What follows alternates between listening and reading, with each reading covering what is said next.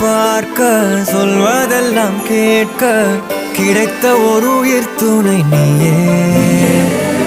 என் சிரிப்பில் பாதி என் துயரில் பாதி பகிர்ந்து நீ அருந்துகிறாய்.